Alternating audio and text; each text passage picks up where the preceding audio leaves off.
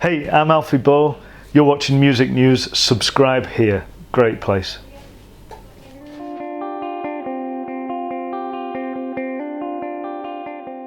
Alfie Boe, it's great to meet you. How you doing? Good to meet you too. I'm very well, thank you. Good. Classic Quadrophenia is about to be released, a great orchestral reworking of the original. Yeah. How did you become to be involved in the album? Well, I mean, Pete Townsend's been working on a project like this for, I think, for about 15 years or so. You know, it's been one of his dreams to sort of make a classic orchestral version of the rock opera, and he's finally done it with his partner Rachel Fuller, whose orchestrations are outstanding. They're amazing. You know, Rachel's done an incredible job. My name was put forward from the record company. A couple of other friends of mine put my name forward as well to Pete, who knew him, and Pete asked me to come along to his studio and sing a few of the songs, sing a few of the tracks, and see how it went, really. And I did, and thoroughly enjoyed it, and he offered me the job. He seemed to like what I did. Yeah, fantastic. I mean, you were born the same year it was written. When do you remember first being aware of Quadrophenia? Well, actually, it was written in '63, but it was released in '73, and I was born in '73. I think it came out a week after I came out. No, in birth, sorry. So I was born end of September, then the album was released first week of October, I think. And I was aware of that piece probably from the age of, probably from the age of about 9 years old, because we had it in our record collection. And my brothers used to, my brother Joe was the big sort of record collector. He had lots of different things, and I remember seeing the movie later on, and so yeah, it was probably late 70s, something like that, that I remember it from then, really. Great stuff. What was Pete Townsend's sort of biggest bit of advice to you going into the project? Obviously, taking on something like this is a bit scary. It can be a little bit nerve-wracking, because you want to give Pete everything he wants for the piece, for it to be heard the way he wants it to be heard, to be the success the way he wants it to be a success. So I spoke to Pete about it and said, I'm really excited to come and have a crack at this, and hope you like what I do, but I just want to say I won't probably be singing it the same way as Roger Daltrey did, and he said, no, that's not what I'm after. I'm not after that. He said, basically, you've got to make it your own. You've got to put your own little mark on it, put your own stamp on it. So I did, and even though it's announced as classic Quadrophenia, classic is a word that covers a lot of different categories, I think. It doesn't necessarily mean an operatic version of Quadrophenia, but it's a classic. Is a great title to put in front of anything, classic rock, classic soul, classic punk, classic blues, whatever. It's an incredible thing. So I don't necessarily approach it in a operatic way. Technically and vocally, I just produce the sound that I produce. I sing it how I sing. So I don't modify my vocal structure for the piece.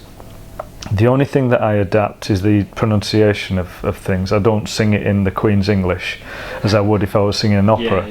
I add on the American twang, or I add on the southern, the London twang and that sort of thing if it's required at certain songs.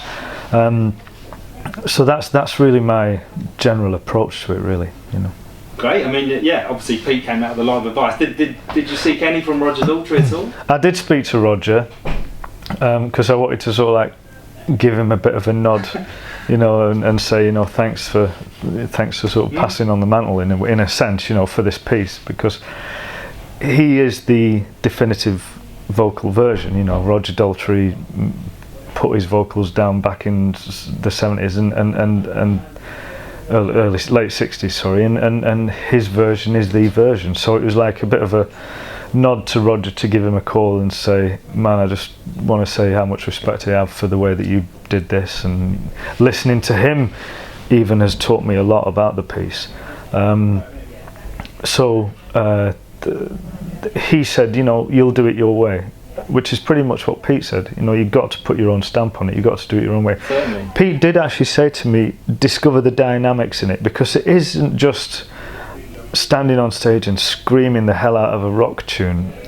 The musical structures, the way that Pete's written it, is very clever. It's incredible. The rhythms are tricky. The dynamics can be tricky too. You really have to look at each musical marking, and make sure that you cover them, make sure that you really do them, because that's what makes the piece. And Rachel Fuller adding all that into the orchestrations has just blown me away with how dynamic and huge this arrangement is. Yeah, absolutely. I mean, Pete was quoted saying, he wants to reinvigorate the classical concert attendance. Will Quadrophenia do that? Absolutely, yeah, without a doubt. We're playing the Royal Albert Hall. Yeah. And I think it's sold out in a couple of days or something, or a couple of hours even. It's really getting an interest, because one of the good things about it that I've noticed is the difference in audience members that are going to be there watching the show. They've got a lot of young people who are interested in musical theatre, that from my audience, a lot of middle-aged people that are interested in musical theatre as well, older audience that cover my demographic too, and the Royal Philharmonic Orchestra's demographic. You've got Billy Idol fans there, because Billy will be playing Ace Face. Yeah. You got Phil Daniels, who played Jimmy, who's a very iconic image obviously for Quadrophenia, and of course Who fans for Pete. So it's like we've covered a wide range of audience members who are going to be there that night to see Pete play his guitar, to see Billy with his quivery lip and rocking out the tunes, and Phil Daniels will walk out and steal the show, I'm sure, because he's the image of Quadrophenia. Yeah. And then there's myself as well. So I think really that's what people talk about when they talk about crossover. For me, I believe that's what crossover is really about. It's not about saying we'll do a rock version of Quadrophenia. We're doing a different version of Quadrophenia, or a classical version of Quadrophenia. We're doing a different version of Quadrophenia. But the only crossover for me is the audience.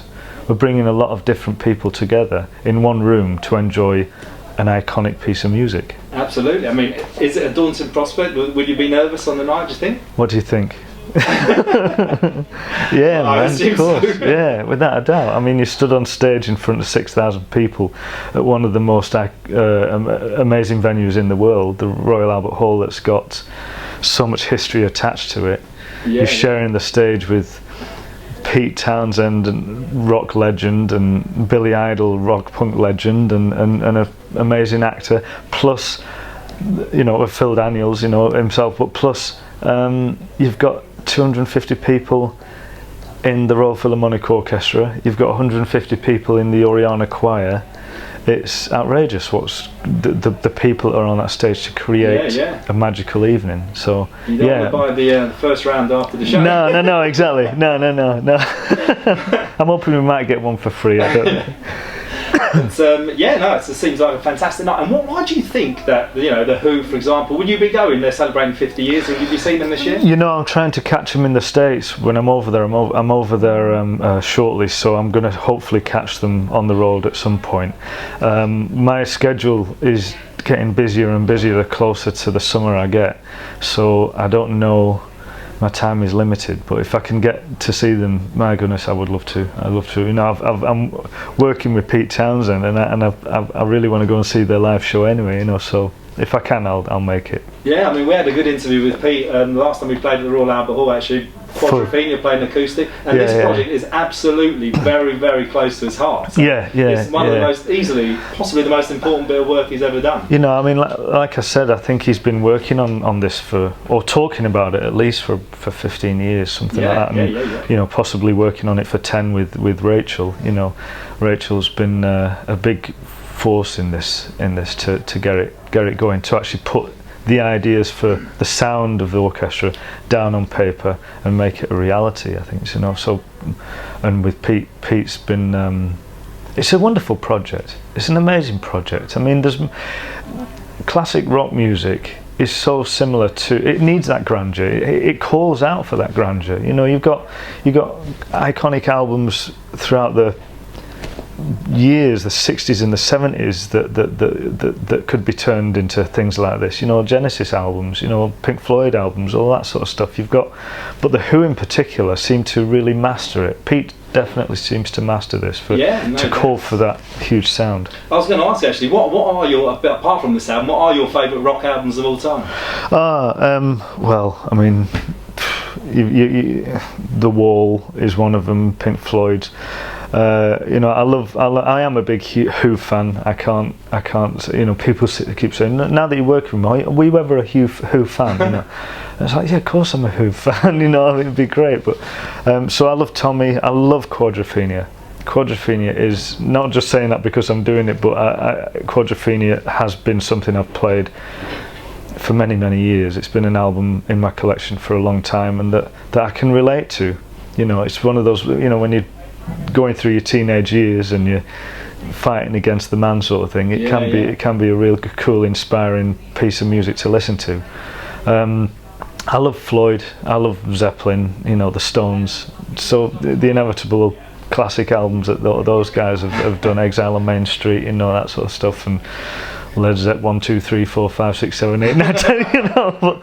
But you know, it's cool. It's cool to have been brought up listening to that stuff too. Yeah, definitely. And you're personally going back to play Les Miserables in New York in September. Is that a particular favourite production for you? Well, this is a new production that I'm doing. It's different than the one that's playing in London at the moment. So it's the new 25th anniversary production. So it's got a bit more to it. There's a few more there's projection images, there's special effects, lighting's different, the set's different. So it'll be cool to go back to a show that I've done so many times and do it differently, because I think it's going to re-spark and re sort of ignite in me and bring out something different in my performance, maybe, you know, hopefully. Excellent. Well, thanks a lot for your time. It's been an absolute pleasure. If you had to choose your personal three favourite songs off Quadrophenia, what would you say? Punk and the Godfather, Drowned, and Love Rain on Me. Fantastic. Cheers, man. Anything else to let Immediate News watchers?